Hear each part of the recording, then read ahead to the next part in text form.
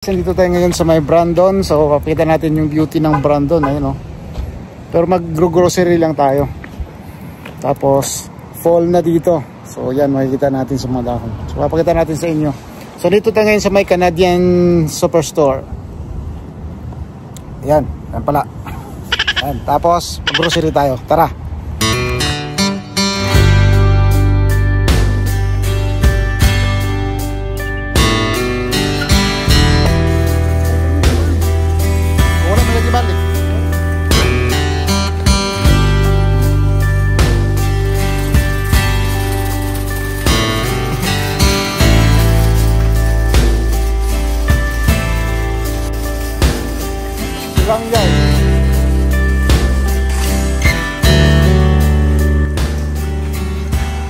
And this, pasok tayo sa may Canadian Superstore, mag-grocery tayo. Ayan, kukuha tayo ng mga kung ano mabibili for 1 week na to.